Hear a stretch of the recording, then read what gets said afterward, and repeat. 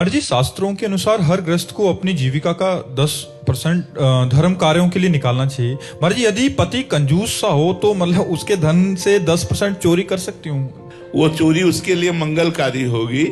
अगर हम 100 रुपए में से 10 रुपया निकाल कर किसी गौशाला में दे देते हैं, किसी संत को भोजन दे देते हैं, किसी बीमार को औषधि दे देते हैं, तो इससे आपके पति का भी मंगल होगा और आपका तो मंगल होगा ही। आप सच्ची धर्म पत्नी हैं जो आप अपने पति का मंगल करने के लिए ऐसा सोच रही।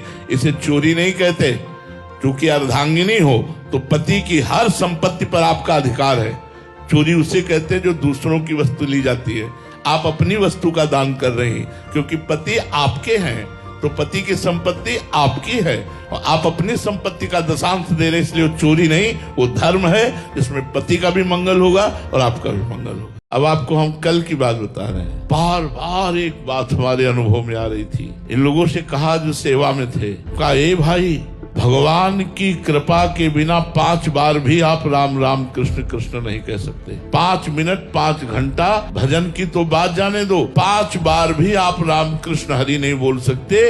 ये बोल रहे, इसका मतलब भगवान की कृपा है। फिर थोड़ी देर में भाव आया, फिर भाई बात हमारी समझ लो, आप जो नाम जप कर रहे हो ये भगवान कृपा करके करवा रहे हैं, इसलिए हो रहा है। आपकी सामर्थ्य पूछो तो एक बार भी नाम नहीं ले सकते। ऐसा प्रपंच फैला है माया का कि दिमाग उड़ता घूमता है पंछी की तरह, इस डाल से उस डाल, उस डाल से उस डाल, अर्थात ये बात वो बात वो बात वो। स्थिति ये है कि हम सांसारिक कार्य की पूर्णता के लिए जीवित रहना चाहते हैं। ये नहीं सोच रहे कि मृत्यु आ रही है, हम परमार्थ का कार्य पूरा कर लें, अध्यात्म का कार्य पूरा कर लें।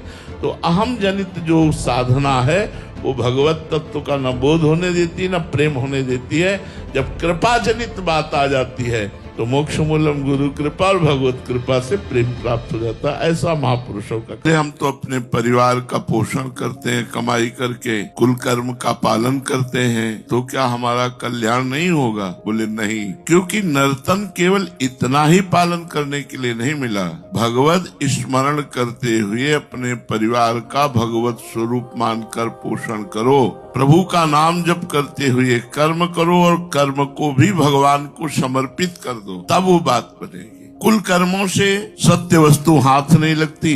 जब ऐसा हरि विमुख व्यक्ति शरीर छोड़ने का समय आता है, बहुत दुख पाता है, यमदूत पीटते हैं, वो पछताता है और फिर नरक के मार्ग में यमदूतों के द्वारा भयानक पीड़ा पाते हुए नरक को जाता है। जिसने हरि का भजन नहीं किया, भगवान का नाम जप नहीं किया, ठाकुर सेवा नहीं की, हर समय उसी संसार में ही लगे रहे, उनकी दुर्गति होती है। बोले ऐसा क्यों हुआ? बोले कोई समर्थ हरि भक्त का संग नहीं किया। अगर किसी समर्थ हरि भक्त का संग किए होते तो इनका जीवन सफल हो जाता।